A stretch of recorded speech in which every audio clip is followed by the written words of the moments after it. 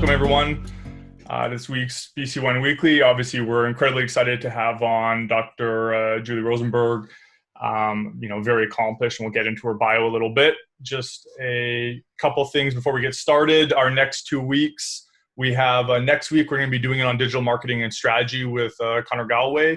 And then the week after that, it's going to be Paul Rickett, kind of talking about relationship management. So that's our next 2 weeks in terms of these webinars. Just quickly, this is the agenda. So this is just a rough overview of what Julie's going to be talking about, and obviously she'll be taking it from there. So kind of leading through uncertainty, mental health and well-being, and then also finding opportunity, and obviously something she's very capable of speaking to. So we're excited to hear her. And so who is Dr. Julie Rosenberg? You guys probably know, but obviously she is a very accomplished medical doctor who has a lot of experience on the business side, and then has really dove deep into yoga and meditation, and something that very heavily influenced her. And through that, she's written 2 best-selling books, Beyond the Mat and Be True, and obviously has been featured on all kinds of different organizations, media, etc. She does a lot of speaking and keynote speaking, and is obviously part of the interest here. She's a very big wine fan, so we're going to be sending her some top-notch BC wine to enjoy as a thank you for coming with us. So obviously knows something about wine. So just a quick note, feel free to ask questions. Obviously you're just all been muted right now, but if you want to come on and ask a question, feel free, or just message Anthony or I in the chat, and we'll make sure to ask Julie a question there as well. And Julie, anything I missed? Oh, I think that's probably good enough, Chris, for a brief introduction, and I'll say a few words about myself here at the outset. Perfect. So take it away, Julie. Yeah, so it's nice to be with everyone this evening. For me, it's evening. I'm in Florida. I live on Sanibel Island now, but as Chris said, I'm actually a pediatric oncologist, and I have worked with patients for the entirety of my career, kind of at the crux of life and death. And in the moment of life and death, if you will, 1 minute you're fine, the next minute you may not be fine, and that's what we're all facing with COVID-19. 1 minute we're fine, the next minute our world is turned a bit topsy-turvy. What I have come to understand is a real in-depth knowing about well-being, not just about sickness, but about well-being, and an in-depth knowing about managing uncertainty. And now, from my own experience, and I didn't have so much experience before, how we might move forward in a more virtual world. So I'm glad for those of you who have joined, because we have a smaller group, I think we will have time for a more in-depth conversation. But I will give you guys a few pre-prepared comments and thoughts first, and then we'll open it up, and feel free to chat with me. I really like engagement, and as Chris said, I'm definitely here tonight by choice. This is one of many requests that I've had this month, and I really am a fan of the wine world, of the vineyards, and of the opportunities that the vineyards bring, even beyond wine. And I want to share with you a bit about my perspective, because maybe that will offer you some creative insight as you move forward. So why don't we move ahead, Chris? So basically, one of my favorite quotes, which you may know, is "Wine is bottled poetry." And that was written by Robert Louis Stevenson. And as I've just shared with you guys, I feel like the vineyards and the wineries give a lot of opportunity beyond wine. So what I'd like you to do as you work to manage everything that's going on right now is not to lose sight of the value of what you do or its impact on others. I myself have many opportunities as to where I can travel and where I can vacation, and I have chosen to take a lot of my time in the vineyards. I have ridden a bike through the vineyards of Napa and Sonoma on 3 different occasions, and I have traveled back to the vineyards to enjoy some of the spas and the restaurants in the Napa and Sonoma area. But I've also been to other less known vineyards. I used to live in Connecticut, and I've been to those vineyards as well, and I have really enjoyed 2 overseas. I'm not sure if anybody's ex-US here, but I have also biked through France and parts of Italy. And it's not just the enjoyment of wine, it's the enjoyment of the lifestyle. It's the enjoyment of what it offers. And I'm really aligned with this quote that wine is bottled poetry. So as you manage through these difficult times, don't lose sight of the value, because not losing sight of that really will help to keep you grounded. Okay, so next one, Chris. So here's the reality of today. I know that some of your colleagues are looking forward to opening their tasting rooms, and that's really exciting. But what I want to share with you, because I want you to be clear about the uncertainties, of today and what may or may not happen, is that COVID-19 in the United States is a very ambiguous situation. You may be aware that sadly yesterday, we crossed the 100,000 death mark. That means 100,000 individuals from March through today have succumbed to this disease. And that's really disconcerting.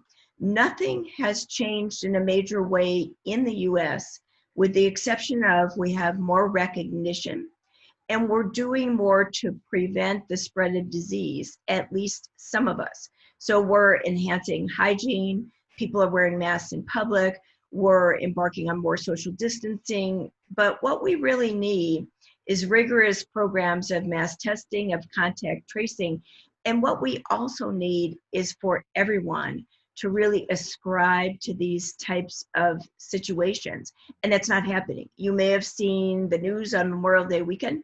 They showed numerous areas throughout the country where folks are not social distancing, they're not wearing masks, and they're not heeding the CDC and some forms of government advice. And so what many of us, myself included, believe will happen with COVID-19 is it's not just gonna fade away. This isn't just gonna get better, next month and things will go back to normal. Don't think that. What I think is going to happen is we're going to adopt a new normal. So within your domains, you're going to have to think about things differently and creatively for the longer term. And the more prepared you are for that longer term, I think the better off you're going to be. Rather than a pandemic, COVID-19 may become an endemic. And that means it's like the flu. We have it, it may or may not be seasonal, it's around, it may be more ubiquitous, and behaviors around it may need to change. Now, that's not to say you're not going to get back to some level of normalcy, but normalcy as you knew it probably won't continue to occur. So that's one thing I just want you to be aware of. Okay, next one. So how do we live with this uncertainty?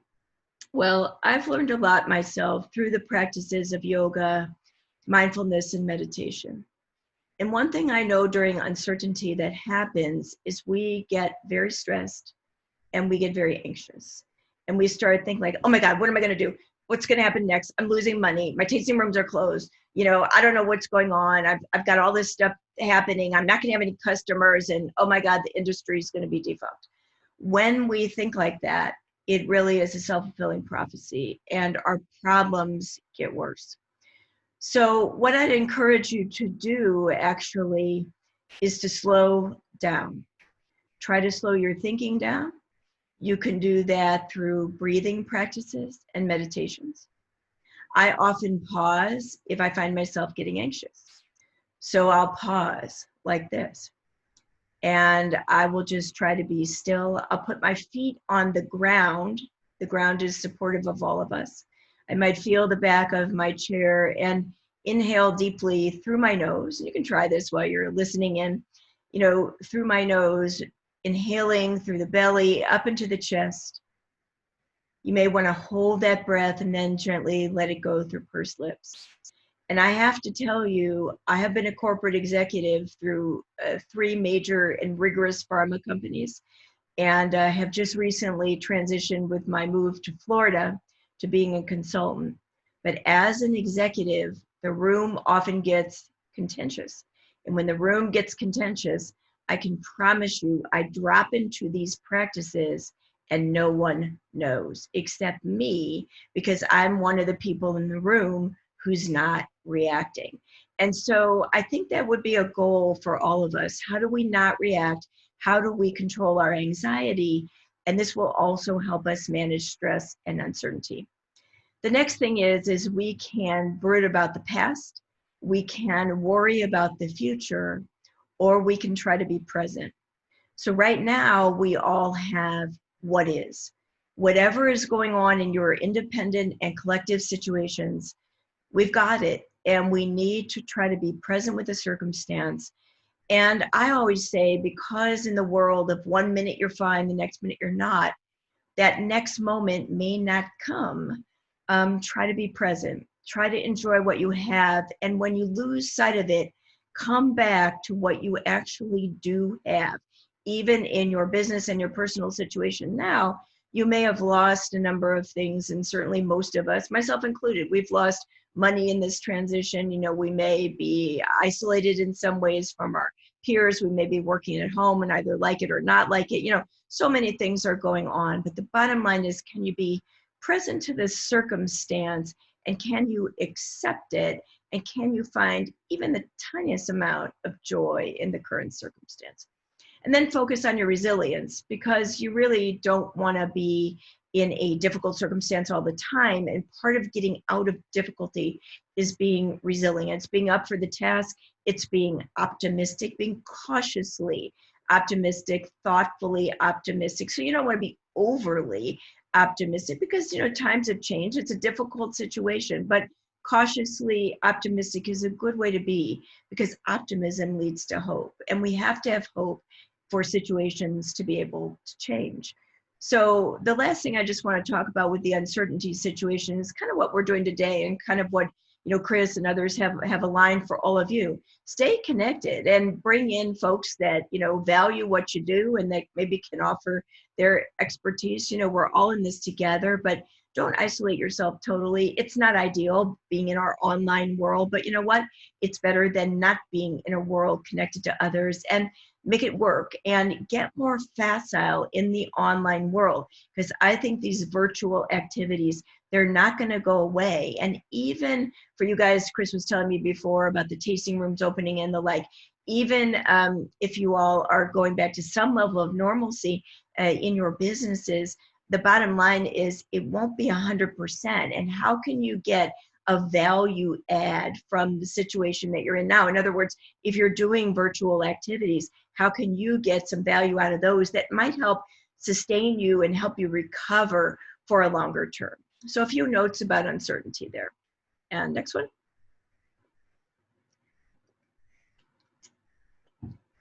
So Chris said a lot of you had concerns about mental health and well-being. And so, you know, well-being is my area of deeper expertise. I really want to help people achieve their highest state of well-being. And there's several things I think you can do.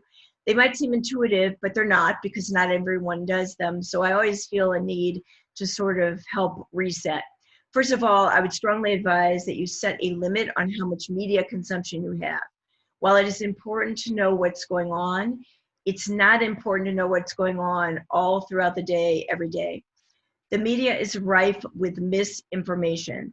Find places of information that are valid. In the US, the CDC is valid, and most states have repositories of data collection and information that you can go on and really get some factual information.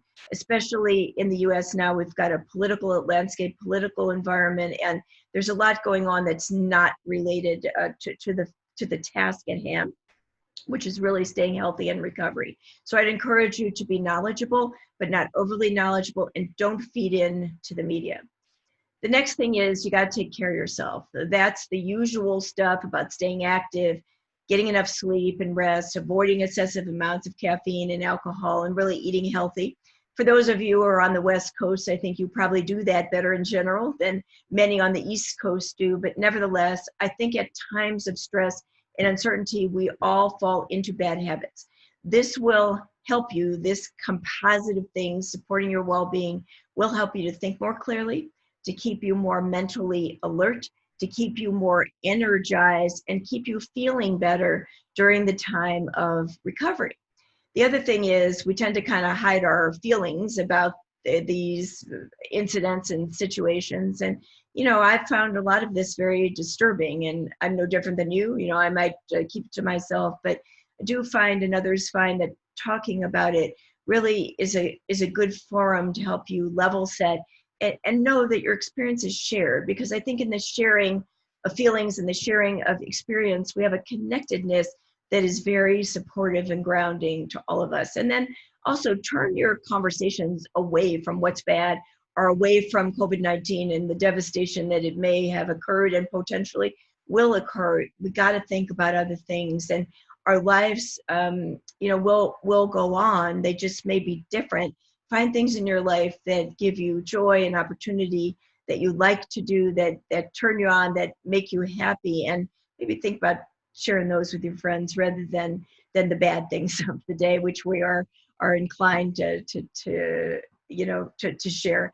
I've already mentioned about getting accurate information. And lastly, I just want to mention, and Chris, you're welcome to share these slides with any of the participants. The disaster distress helpline is actually available. It's a national line, and it's available to anybody who has a lot of emotional distress related to this. It's trained, certified counselors that can actually help you free of charge. And I know at this time where people are a little short of revenue, a lot of folks are pitching in. This service is free, and many may be a cost to you. So just keep it in mind should the situation be overwhelming.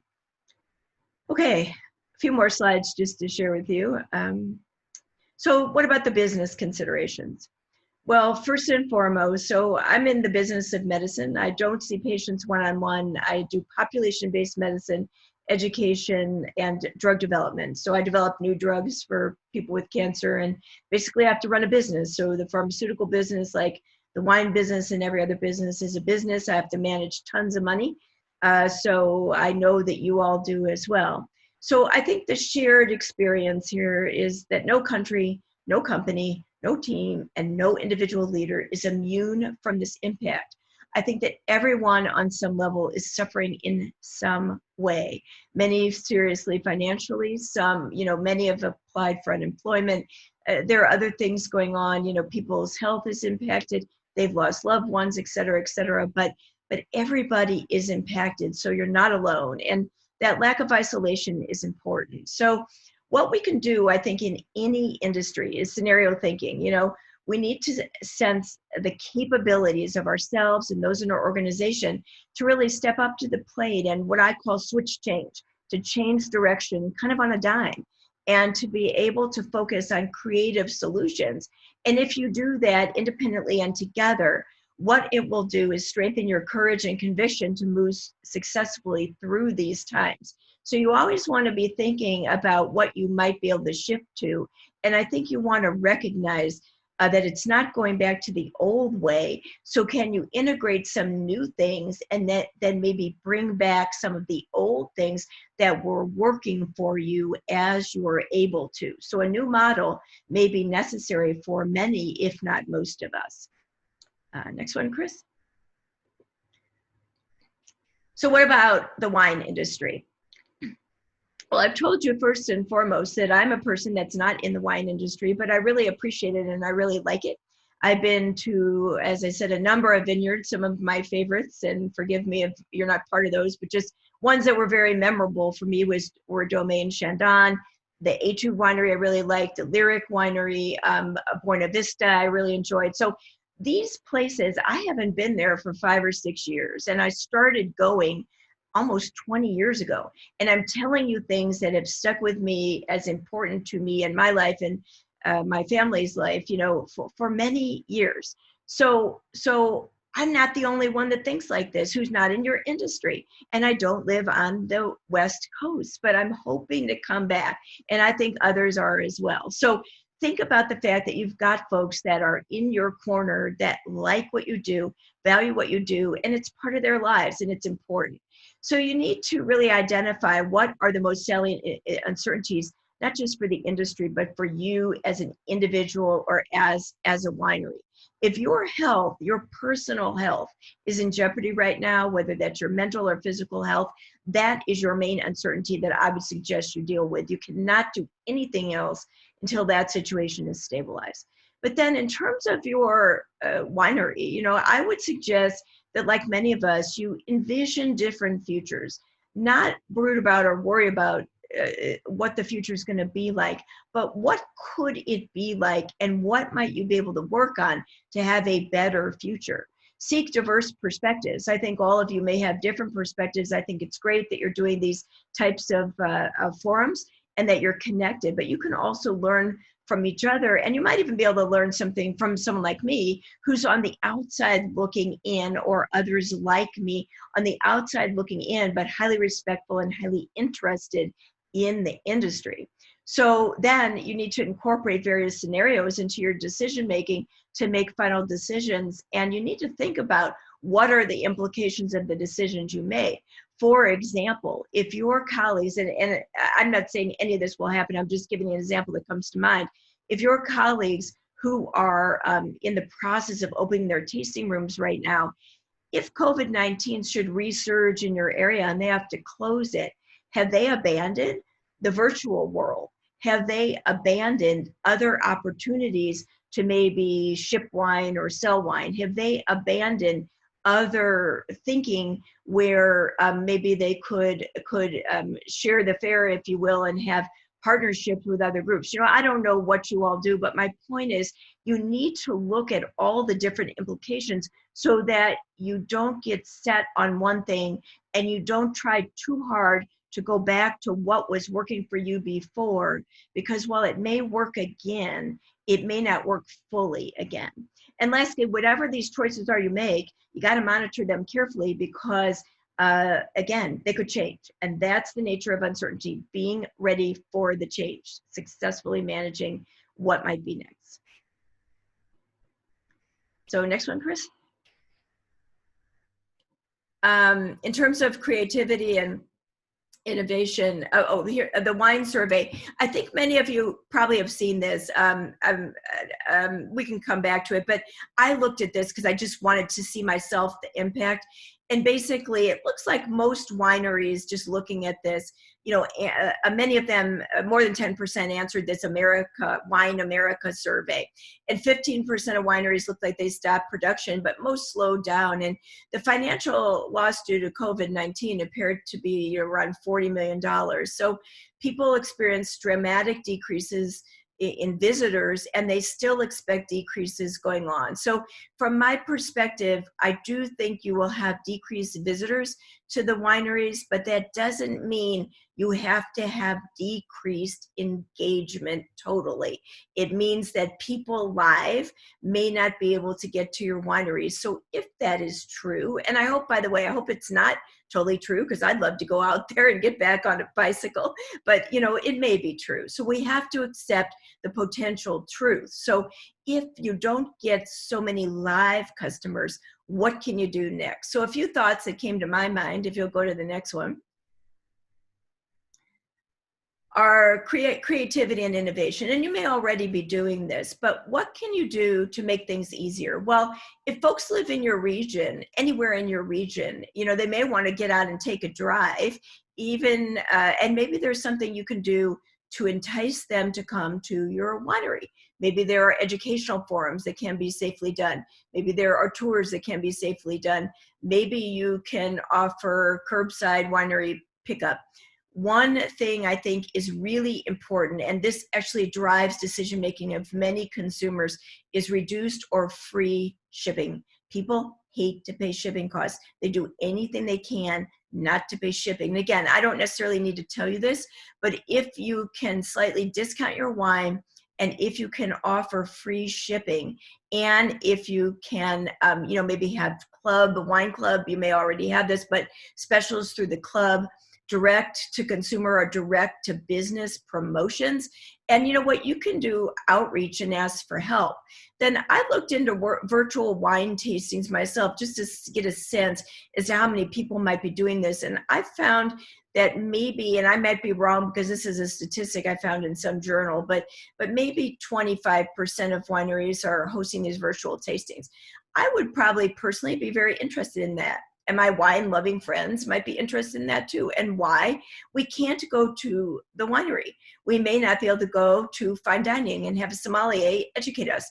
We can't get that experience directly, but we might be able to get it if you photograph your vineyard, if you do a video of it, if you do some video training, if you share your enthusiasm regarding the wines that you may be making and wanting to distribute. And people are more apt to help if you might ask for help. So you might want to share in a non-judgmental way, if you do this, what the impact of COVID-19 is on your winery, because people really do want to help. So I do think virtual outreach is a smart way to consider moving forward, even when your wineries reopen. I would enhance your lists, and I would think about this as a potential innovation for the longer term. Okay, next one, Chris. So just a few more thoughts on the virtual wine tastings and educational events. I just thought about, okay, what would I like to see? Well, I might order a wine tasting pack. And once the customer places an order for that, then the winery can organize a time to meet online. And you can get people to do that, even if it's groups of 10, or you could get, say you've got 50 families that you get ordering a tasting pack. If you're doing something by Zoom, I'm sure all of us on this call are in different places. You can order, if people order the tasting pack, you offer 2 or 3 times to meet online, and you allow people to come online, and then different people who like wine, they get to come together. They get to hear about your winery. They get to hear about the wine. And also you get to sneak in that, you hope they might buy a few more bottles of wine because the winery's been suffering, and you really appreciate their engagement, and you know how to do this kind of stuff. So, you can assemble a 4-pack or a 6-pack of interesting wines for a virtual tasting. And again, I think this free shipping thing is really, really important. And I would go back to every list and every person who's ever signed up for your winery and try to engage them if you do have those. And again, if you're offering free shipping, encourage your customers to come to pre-scheduled online tastings after they buy the wine. And, I would make those tasting free. Alternatively, you might be able to charge a small amount, and I think this might not go over as well, but you might be able to charge a small amount for a video tour of your winery. If you have somebody who's really prolific and maybe known, who can discuss the wine, who can discuss the vineyard, who might be able to discuss some historical things, and then you could offer, separate pricing for wine too. Again, I think that one's a little bit tentative because it doesn't necessarily include the wine, but I was just trying to think outside of the box. Like, I think wine is just really interesting. I think other people might think it's interesting too. And then again, your outreach through media outlets and growing your customer list is super important. I shared with you a number of vineyards that I've been to. I have not heard from any of them. I have bought wine from all of them, and they would need to remind me more than likely that I need to buy some wine from them, and I probably would do it, but I haven't heard from them, and I'm definitely on those lists and probably a few others. Okay, I think we just have 1 or 2 more slides, Chris. Okay, so people are slowly returning to work. Again, when they go to work, and I think we have to be, you might want to be a little careful about this. I think in my world, in the medical world, this might not go over so well, but in many businesses, just because there's alcohol involved. But I think virtual wine tastings are a way to support people in reconnecting. Businesses, they start to open, they pay you a flat rate for the tasting and maybe a separate fee for the wine, or maybe you allow them to purchase it locally and charge for the tasting. But these could be really fun corporate business events for industries and companies that would allow this to be an office related event. It's a good way to get employees engaged for them, for those businesses that want to give their employees something, but they don't know you're doing it until you tell them. And then again, be informative, not only about the wine, but about the industry, about the vineyards. I think you may find, if you're not engaged in this way already, that folks, would be really interested in what you have to say. And so that's really the last of my prepared comments, because I wanted to leave time for a Q&A. But basically, I do a lot of coaching, consulting, and I do a lot of speaking engagements. If I can be supportive to you during this time, do let me know. I have an email list. I have a nice freebie on my website, which is www.drjulierosenberg.com, on managing uncertainty. It's a download, it's free. And my books, Beyond the Mad and Be True, are all about living your best life now, how to do that, how to do it without spending a lot of money, how to live more authentically in a real way, and how to find joy in any circumstance.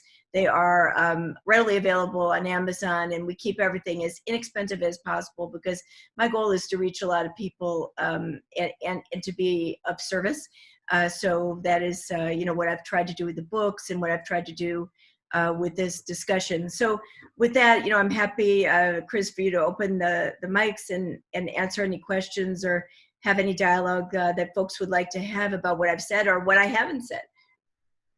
Great. Yeah. So we'll do some Q&A right now, and maybe I'll kick it off with a question we had a couple of people kind of ask around specifically managing staff and managing staff mental health, especially is there anything that as a leader you can be doing to help them? How can you be providing assistance and kind of easing the burden?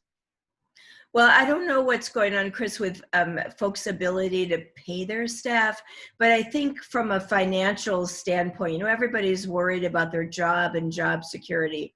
I think that there are creative ways to engage staff, and I can tell you what I like to do. I really like to engage them.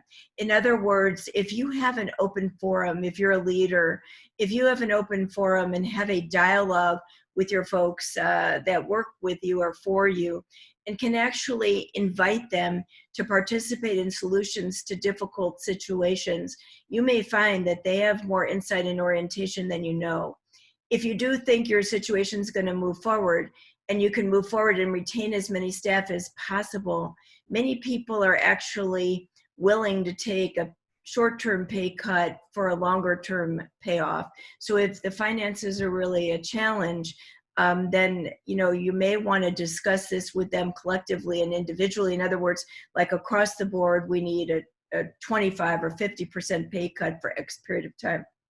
I think as well, if you do see people really struggling with depression or anger or upset, or that they're not able to be productive, I would suggest that they get referred, of course, to a mental health professional. But in general, as a leader, your job is to engage the team, to support the team, and to ensure their success. So whatever you can do to do that and to reassure them is generally going to be helpful. And then I always like to have kind of an open door policy. So do try to be available to your staff. They probably need you more than maybe they have in the past when things are going better. Does that kind of address that, Chris? Yeah, and maybe I'll kind of ask a follow-up, because again, with tasting rooms now opening up, or most of them, people are deciding to open up, they have to have a lot of, there's a lot of safety regulations in place. Obviously, there's a real concern,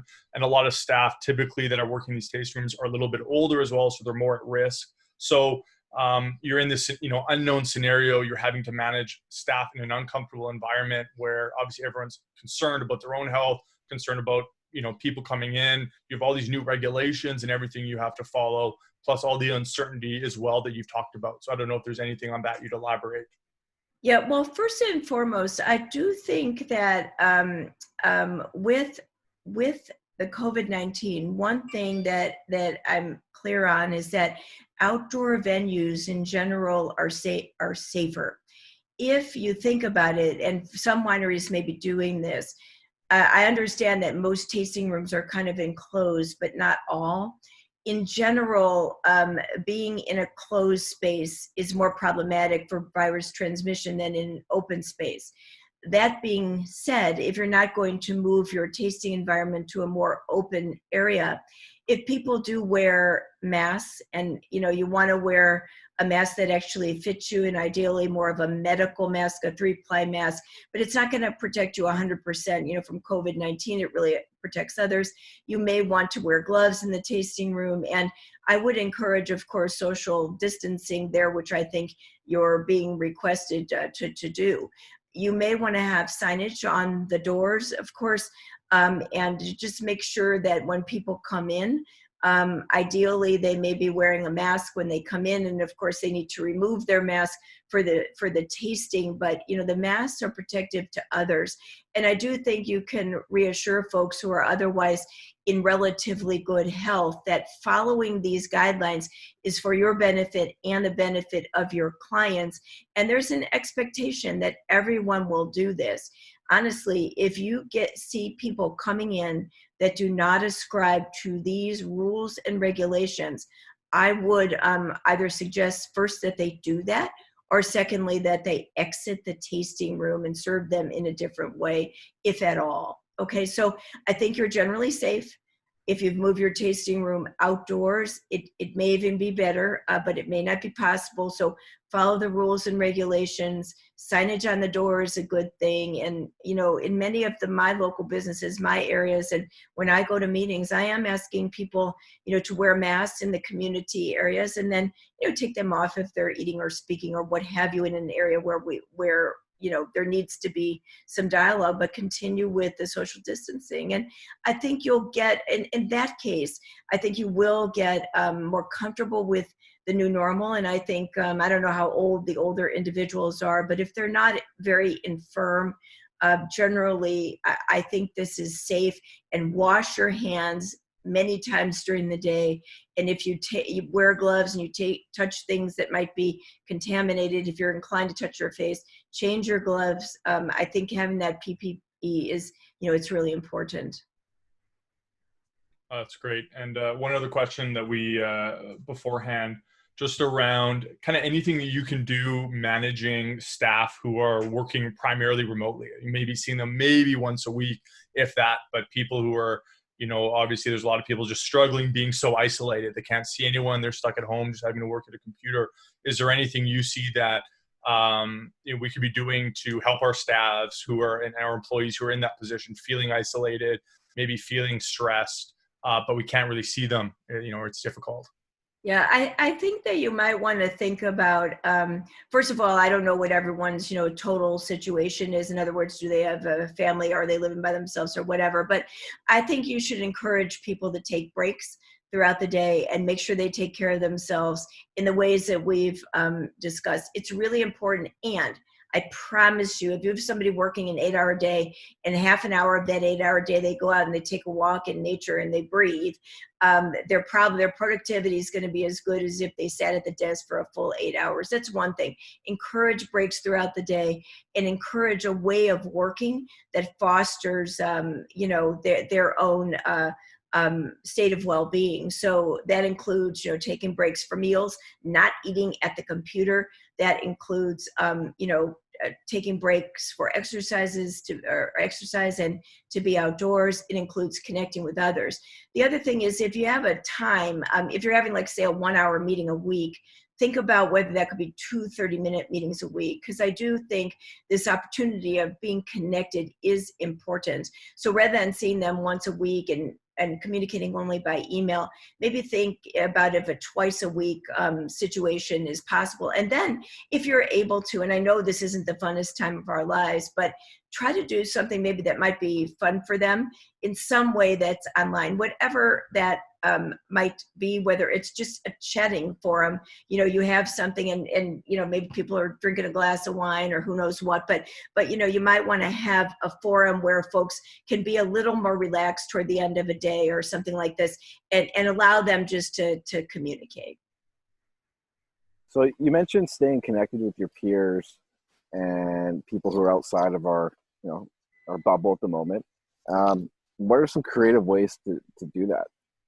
Well, I'm not a lover of video, but it's just like we're doing it here. I mean, I think you can schedule. Right before this meeting, I just talked to a business friend of mine in Tampa, and we were kind of commiserating about what's going on in the healthcare arena. And, it's nice, it's reassuring to talk to other people. So I actually use probably the phone a little bit more and Zoom a little bit more when I can't be in person. And slowly but surely, I do think we're in a situation where, with social distancing, we'll be able to be in person a bit more. And I'm hopeful to be able to have, maybe a few one-on-one or one-on-two types of business meetings coming up. And I think we will be able to do those things. But I would say the more proficient you can get in these technological arenas, and the more comfortable you are with them for the short term, it'll serve you for the longer term. And I really do think keeping connected with friends and family is key, but also trying to shift the conversation away from the misery of COVID-19. That's sometimes hard to do, but I agree. Sometimes you just See what I'm ignore it. saying, though? Ignore, I get why it's important. Yeah. It looks like you're like in a beautiful area outside. Enjoy it, I'm trying to. I am trying to. There's no COVID here, so okay. And I'm available to you, Chris, if your group has other questions, or if anyone needs any kind of consultation, or if there's any more that I might be able to offer. And I do think, as we have a bit more time to reflect and to read, if you do have interest in sort of the yogic philosophies, the principles and practice, not necessarily what you do on the mat, but how you might live your life with greater abundance when you have less, which is probably now. The books that I've written really help you to do that. Everything in them is within you. There is nothing you have to buy to live your best life now. And I think in our society as a whole, we tend to buy ourselves out. From a personal level, we do all sorts of things that cost a lot to make ourselves happy. This is how to be happy and to be a leader from the inside out. So I'd encourage that if it's of interest to you. Yeah, and we'll make sure I'll touch base with you after, Julie, but we always send out a newsletter, so we'll be afterwards, so we'll be including all of that with it for sure. And I'm really happy that Chris, that you invited me and that Michael connected us, because as I said, I'm a big supporter and a big fan of your industry. And I know, again, that it will prevail and that we will be together in some way. So. Yes. Thanks a lot, Julie. And thanks everyone for attending, and have a great day. Be well.